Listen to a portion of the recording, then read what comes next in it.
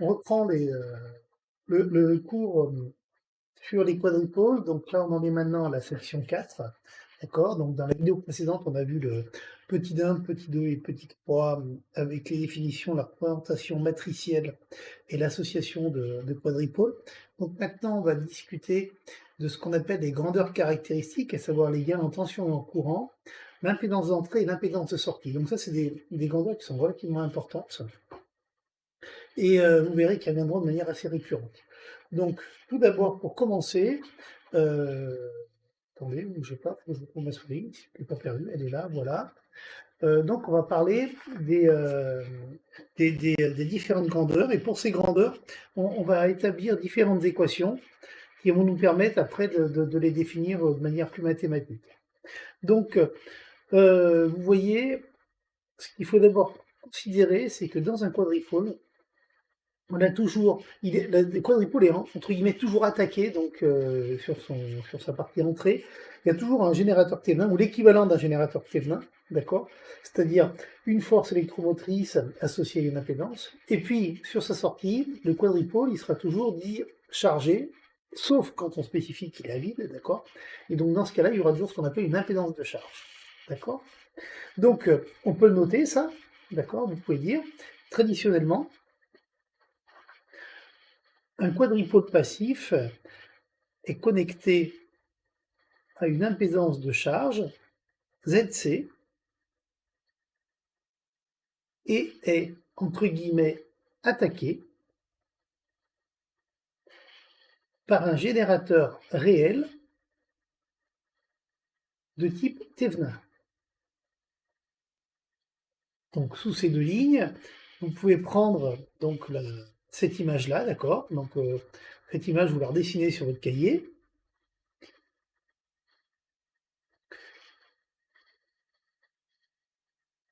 Et puis, on va noter les choses suivantes.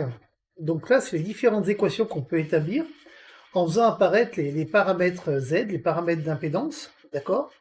Qui, dans ce cas, sont relativement utiles. Donc, on va noter la chose suivante. En utilisant la matrice d'impédance du quadripôle, il est possible d'écrire les relations suivantes. Donc là, vous voyez, les deux premières sont des relations qui sont tout ce qui est plus classique, puisque c'est simplement les relations qui sont issues de la matrice d'impédance. La troisième est tout simplement issue de la boucle que vous avez ici, donc de la maille d'entrée, hein, typiquement. On va exprimer V1 en fonction de E et de Z des liens. Et puis la dernière, la 4, d'accord, va être tout simplement la maille de sortie, donc V2 en fonction de ZCI2. Voilà. Donc une fois que vous les avez notées, ces quatre équations, on va en faire apparaître une cinquième, qui est tout simplement une combinaison linéaire de la deuxième et de la quatrième, d'accord? Et donc qui nous permet d'avoir une relation entre le courant d'entrée et le courant de sortie. Donc dans le cas de figure ici, ça donnera de ça. I2 est égal à moins Z de 1 sur Z de 2 plus ZC fois I1. Donc là maintenant, outillé à partir de ces 5 équations, d'accord? Donc vous aviez noté les 4 premières là, vous notez en combinant 2 et 4, on obtient la relation entre les courants et celle-ci. Voilà. Et à partir de là, eh bien, on va pouvoir définir différents types de grandeurs, donc celles dont je vous ai parlé juste avant, d'accord? Et on va commencer par la première, ce que vous allez noter, c'est petit 1. Donc on est toujours dans le grand 4, grandeur caractéristique. Et donc petit 1, gain en tension, d'accord? Et on note la chose suivante, donc c'est ce qu'il y a de noté ici. Le gain en tension ou facteur d'amplification en tension du quadripôle est donné par le rapport entre la tension de sortie divisée par la tension d'entrée, donc GV, gain en tension, est égal à V2 sur V1. Et donc pour cela, on fait le rapport tout simple de l'équation 2 sur l'équation 1, d'accord? Donc là, on se rend compte qu'on a des I2 et des I1 qui sont embêtants. Donc pour cela, on va utiliser la relation 5 qui va nous permettre de substituer I2 et de n'avoir finalement qu'une relation avec des I1. D'accord? Et à partir de cette relation-là, eh bien, on va pouvoir simplifier les I1, puisqu'il y en a autant en haut qu'en bas. Et ça nous permet donc, après simplification et en faisant apparaître le déterminant de la matrice Z, qui est égal à Z1, Z11, Z22, moins Z12, Z21, d'accord, d'exprimer le gain en tension de la manière suivante. Donc ça, c'est un premier résultat. Donc, de manière similaire, mais ça va être plus simple, on va pouvoir faire le gain en courant. Donc, vous allez mettre, regardez en haut, petit 2, gain en courant.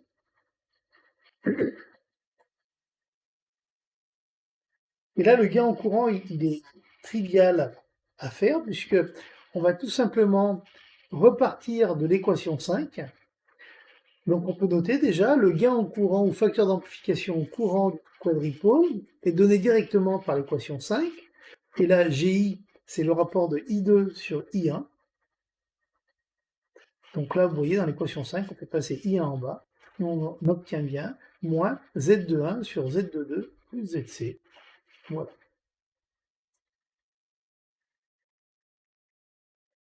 Très bien. On va maintenant aborder donc la troisième grandeur caractéristique, qui est l'impédance d'entrée.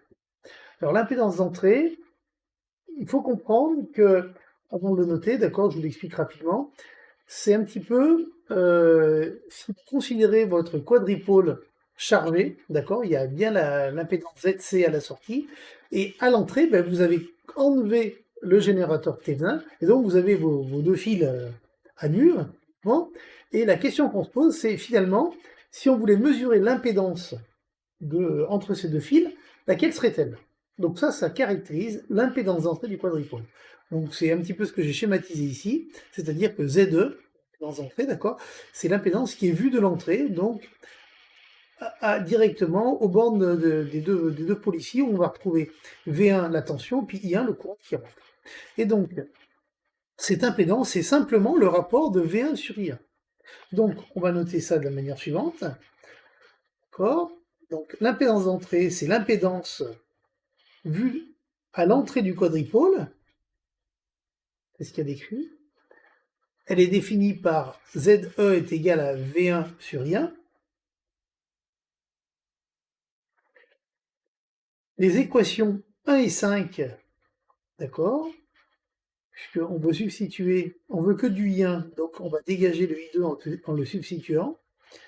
Donc les équations 1 et 5 donnent ZE est égal à ZC fois Z1, plus le delta Z qui est le déterminant de la matrice Z, divisé par ZC plus Z22. On termine maintenant par l'impédance de sortie. Alors pour l'impédance de sortie, une chose importante, c'est que on va considérer uniquement pour l'entrée l'impédance du générateur Thévenin, mais pas la force électromotrice, d'accord? Pas le générateur lui-même. Donc on peut noter pour l'impédance de sortie, j'ai perdu mes feuilles, on peut noter la chose suivante, mais c'est pas grave, je vais me débrouiller, que c'est l'impédance vue de la sortie du quadripôle obtenue en annulant donc le générateur à l'entrée du quadripôle, mais en gardant l'impédance de ce générateur. D'accord? Ça, c'est vraiment important. Et donc, de manière corollaire à l'impédance d'entrée, l'impédance de sortie va s'exprimer de la manière ZS est égal à V2 sur I2. D'accord? Donc, pour cela, eh bien, on fait le rapport, on va réutiliser les équations 1 et 3, qui vont nous permettre donc de réexprimer ce coup-ci I1 en fonction de I2, de substituer. Et en substituant I1 dans l'équation numéro 2, on arrive à ceci.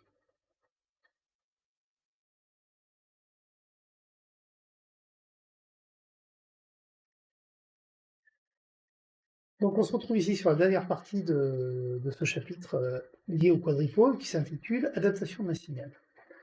La problématique qu'on cherche ici à résoudre est la suivante. En considérant un endroit du circuit, d'accord, que je modélise ici par 2 points A et B, eh bien, c'est de savoir comment est-ce que l'on peut faire pour transférer un signal venant d'une partie amont, d'accord, donc la partie qui va être typiquement à gauche, vers la partie aval, donc vers la partie droite.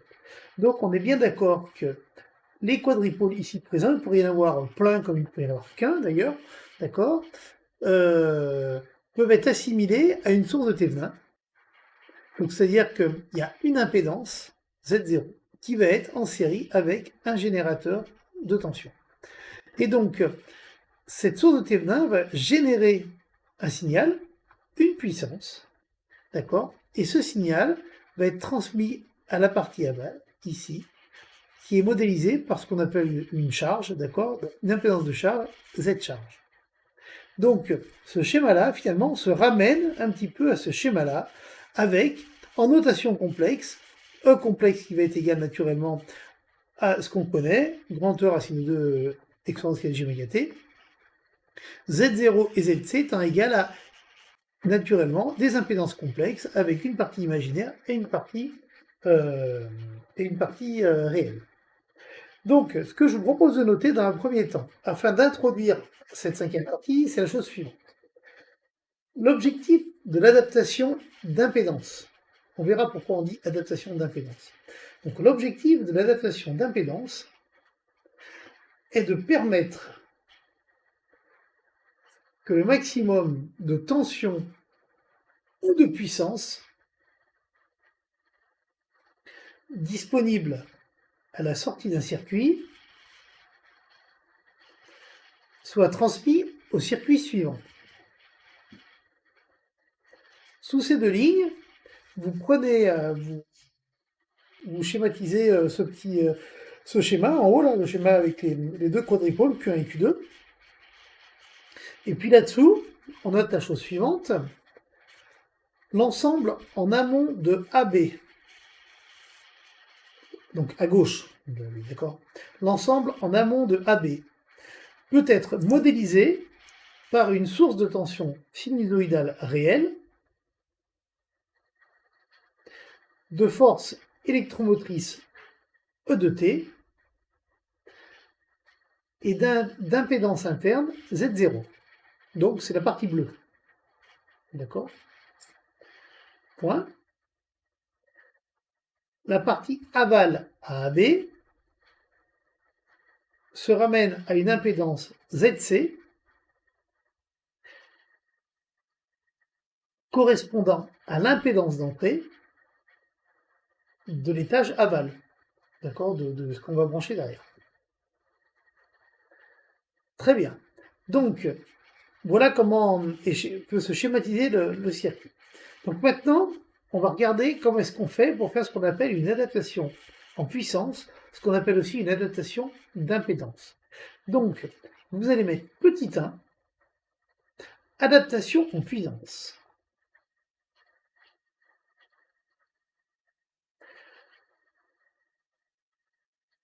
Donc, et on va noter la chose suivante.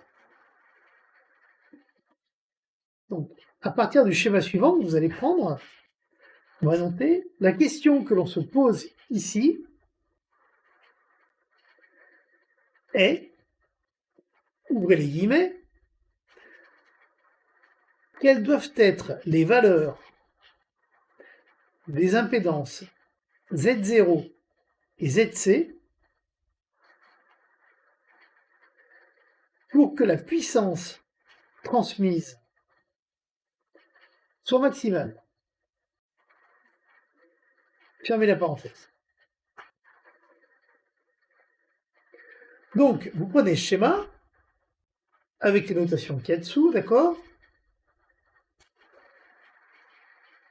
Et donc, à partir de là, eh bien, ce qu'on va faire, on va tout simplement calculer la puissance qui est délivrée par la source, en bleu ici, d'accord? Et puis, comment est-ce qu'elle va être transmise à la charge? Donc, pour cela, on note la chose suivante. Calculons la puissance reçue par la charge. Donc, ici, on va utiliser la puissance apparente complexe, d'accord, qu'on a définie un peu plus en amont dans le chapitre précédent, et qui est notée de la manière suivante. S est égal à UAB, tout en complexe, fois I conjugué. D'accord? Voilà. Et à partir de là, eh bien, on note que la puissance active, rappelez-vous, c'est ce qu'on avait vu précédemment, c'est la partie réelle de la puissance apparente complexe. Donc, indirectement, c'est la partie réelle du produit ZCI conjugué, ce qui revient, dans le cas présent, à RC fois I carré, sachant qu'on ne prend que la partie réelle. Or, on sait que le courant qui va ici traverser le circuit, donc il circule dans le circuit, il est égal à quoi? C'est une loi d'Ohm généralisée toute bête, hein. I est égal à E sur Z0 moins ZC, ce qui permet de passer, lorsque l'on passe en module, d'exprimer ça au carré, en écrivant que finalement, I carré est égal à la valeur efficace de E carré, divisé par le module de Z0 plus ZC au carré. Et donc ça s'écrit de la manière suivante. I carré est égal à E carré sur R0 plus RC au carré plus X0 plus XC au carré. Je vous rappelle, R0 et RC étant les parties réelles, X0 et XC étant les parties réactives, donc les parties imaginaires. À partir de là, on peut donc calculer la puissance active tout simplement en faisant le produit de I carré par RC, c'est ce qu'il y a écrit ici, et donc on retrouve cette formule, P est égal à RC fois ce terme-là. Très bien. Donc, à partir de ce terme-là, du calcul de la puissance active, on va maintenant regarder sous quelles conditions est-ce que cette puissance active va être maximale. Donc, pour chercher un maximum, eh bien on fait comme on a toujours fait, on va calculer une dérivée. Donc ici, comme on cherche une condition sur les différents paramètres de l'impédance de charge, elle a deux paramètres, elle a RC et XC. Donc ce qu'on va faire, c'est qu'on va faire deux dérivées partielles, une par rapport à XC, et puis après une par rapport à RC. Donc la première, c'est la dérivée par rapport à XC, donc on fait une dérivée partielle de P par rapport à XC, et on obtient ce terme-là, d'accord? Vous pouvez le refaire au pion. Ça se fait très bien, il n'y a pas de souci. Et on cherche quand est-ce qu'elle s'annule. On va se rendre compte que finalement, cette dérivée partielle s'annule lorsque l'on a x0 qui est égal à moins xc. D'accord? Donc ça, c'est une première information. Ça veut dire que l'impédance de charge doit avoir une partie imaginaire qui est opposée à l'impédance du générateur Thévenin équivalent. Donc ça, c'est une première condition. La deuxième condition, maintenant, elle va être calculée à partir de la puissance active dans lequel on a posé déjà cette condition. C'est-à-dire qu'on est reparti de cette formule-là, et dans cette formule-là, eh bien, on a posé x0 est égal à moins xc, ce qui annule ce terme-là, et donc, vous voyez, il ne reste que cette partie-là, c'est bien ce qu'on trouve ici. Donc maintenant, on va s'occuper de la partie réelle. Pour cela, on va refaire une dérivée, mais la dérivée, on va la faire par rapport à RC, et donc, ça va nous donner la chose suivante, dp sur drc est égal à ceci. Et là, on se rend compte que pour annuler la dérivée partielle de la puissance par rapport à RC, alors, il faut que R0 soit égal à RC. On en déduit donc qu'il faut que les deux parties imaginaires soient opposées et que les parties réelles soient égales. Par conséquent, la puissance moyenne reçue par la charge est maximale si l'impédance est égale au conjugué de l'impédance de la source. Ce qu'on écrit de la manière suivante. ZC va être égal à Z0 conjugué. Dans ce cas-là, on dit qu'il y a adaptation d'impédance. Et la valeur maximale reçue vaut alors E carré sur 4R0. Donc on peut se rendre compte d'une chose, c'est que la puissance maximale, eh bien, que l'on peut percevoir au maximum, hein, on ne peut pas en envoyer plus, elle sera toujours inférieure à la puissance émise par la source. Donc ça a une application directe en musique, par exemple, lorsque l'on considère un amplificateur qui doit alimenter des enceintes. Alors on pourrait se dire oui, c'est pas crucial, en réalité ça l'est. Et d'ailleurs ça l'est tellement que si vous regardez l'arrière d'un amplificateur, eh bien vous serez peut-être surpris de voir qu'il y a marqué 4 ohms, 8 ohms, 16 ohms, 2 ohms. Et en réalité, suivant les branchements que l'on va faire, eh bien, si vous connectez entre là et là ou entre là et là, vous n'avez pas la même impédance de sortie. Et donc, ici, si on prend ces enceintes-là, par exemple, les haut-parleurs ici sont spécifiés en disant, voilà, on peut supporter 300 watts en étant branché en 8 ohms. Donc, ces enceintes-là doivent être branchées de manière à ce que, ici, eh bien, l'amplificateur ait une impédance de sortie de 8 ohms. Alors, vous voyez ici, juste, bon, un petit trait musical appuyé, on va dire. Je vous ai pris en exemple la tour d'enceinte d'un concert d'ACDC et les amplis qu'il y a derrière. Et là, on se rend compte que c'est plus simplement deux enceintes de salon. Vous voyez, tout ça, c'est des enceintes. Tout ça et tout ça. Il y en a partout. Et là, c'est tous les amplis qui viennent alimenter ces enceintes. Donc là, il y a plusieurs dizaines de milliers de watts. Et automatiquement, je vous garantis que toutes les adaptations d'impédance doivent être faites. Parce que si elles ne sont pas faites, ça veut dire qu'on va dissiper beaucoup de chaleur au niveau des ondes. Et on n'aura pas forcément toute la musique qu'on pourrait se compter. Donc voilà déjà une très grosse application, une des applications majeures de l'adaptation d'impédance. Alors, maintenant, on va aborder un deuxième point, et qui est un problème, entre guillemets, mais on arrive à sans problème, qui est une adaptation non plus en impédance, mais en tension. Alors, pour planter le décor, je vous pose ça de la manière suivante. Vous voyez, je vous ai fait une chaîne musicale qu'on trouve typiquement en studio, avec une table de mixage.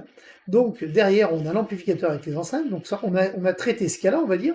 Mais en amont de la table de mixage, eh bien, on a différentes sources. On peut, par exemple, trouver ce qu'on appelle des micro-voix pour les chanteurs, micro-guitares, d'accord, pour les guitares électriques ou les électroacoustiques, et puis des micro-batteries, puis il y a tout un tas d'autres micros, plus divers et variés les uns que les autres. Cependant, il y a un problème. Et le problème, il est tout simple, il est que ces différentes sources, donc ces différents micros, ils n'ont pas du tout les mêmes impédances de sortie. Il y en a certains qui vont avoir quelques centaines de ohms, comme micro-drum, et puis les micro-guitares sont souvent des micros qui ont une impédance de sortie qui est très élevée, lors de plusieurs dizaines de kilo-ohms, ça peut arriver à 50, 60 kg. Le souci, c'est que côté table de mixage, eh bien, la table de mixage se comporte comme une charge. Et si on reste dans l'idée d'une adaptation en puissance, le problème, c'est que, sachant qu'on ne sait pas ce qu'on va brancher dedans, eh bien, il y a fort à parier que les impédances ne soient pas appariées, ne soient pas adaptées. Et donc, si par exemple, on branche un micro-voix, ça marchera peut-être très bien, mais dès qu'on va brancher un micro-guitare, on n'entendra plus rien. Donc là, il a fallu trouver un autre type d'adaptation, qu'on appelle une adaptation de tension. Ce qu'on appelle en anglais impedance bridging. D'accord? Et ça, c'est uniquement dédié à l'audio, mais ça existe, donc c'est pour ça que je vous en parle. Et ça se manifeste de la manière suivante. Donc là, vous mettez petit 2, adaptation en tension. Entre parenthèses, donc montage d'impédance ou impédance bridging. Donc là, on reprend le schéma initial, mais dans ce cadre-là, ce qu'on va faire, c'est que plutôt que de chercher à vouloir transférer un maximum de puissance, on va chercher à transférer un maximum de tension. D'accord? Donc là, je vous explique le topo, puis après, on notera tout ça ensemble. Là, il n'est pas compliqué de voir que si on veut transférer un maximum de tension, vous voyez, on se retrouve ici dans la configuration d'un diviseur de tension. Donc, on a la tension côté table de mixage, que j'ai appelé VC, qui va être égale à ZC sur ZC plus ZS fois VS. Si on veut que VC soit le plus proche possible de VS, qu'est-ce qu'il faut? Eh bien, il faut tout simplement que ce rapport-là soit proche de 1. Et pour que ce rapport-là soit proche de 1, eh bien, il faut que ZC soit très grand devant ZS. Donc, voilà ce qu'on impose la plupart du temps, c'est avoir un ZC qui va être très élevé, une impédance pas infinie, mais de plusieurs milliers de kilo-ohms, de plusieurs méga-ohms, d'accord, de manière à ce que finalement, eh bien, on se retrouve à ne pas avoir circulation de courant, puisqu'on va avoir ici une impédance très élevée, et donc on va bien avoir VS qui est égal, ou VC, pardon, qui est égal à peu près à VS. D'accord? Donc, on va noter la chose suivante. Avant de noter ce qui est écrit en bas, voilà, je vous l'enlève, comme ça vous ne douterez pas. On va noter la chose suivante. Dans le cas d'application audio,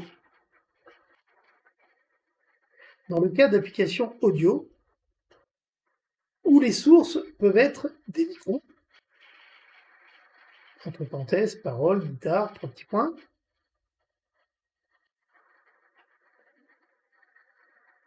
et les charges des tables de mixage, je vais y arriver, et les charges des tables de mixage, virgule, il est difficile de faire une adaptation en puissance. Il est difficile de faire une adaptation en puissance. Point. En effet, les micros ont des impédances de sortie très variables, allant de quelques centaines d'ohms à plusieurs dizaines de kiloohms. Point. Pour cette raison, on préfère acheminer l'information uniquement avec la tension et non avec la puissance. Point. On réalise alors une adaptation d'impédance en tension. Point. La source du signal peut être amenée à une source de Thévenin, tandis que la charge peut se résumer à une impédance. Et là, vous pouvez reprendre ce schéma-là, ici présent. Sous le schéma que vous allez noter, on note la problématique consiste à exprimer la tension aux bornes ZC en fonction des éléments du montage. Point. On reconnaît un diviseur de tension, donc, et là vous notez, VC est égal à ZC sur ZC plus ZS fois VS. Et là-dessous, on note la chose suivante. Si l'on veut VC proche de VS, alors il faut ZC très grandement VS. Point. De cette manière, même si ZS varie de quelques décades, d'accord, de quelques ordres de grandeur, hein, donc de cette manière, même si ZS varie de quelques décades, en assurant une grande impédance d'entrée à la charge, on assure une bonne transmission d'informations. Voilà. Et c'en est fini pour ce chapitre. Alors juste pour montrer l'intérêt de l'adaptation d'impédance, je vous propose les 30 secondes suivantes que tout le monde n'appréciera pas, mais c'est pas mal quand même.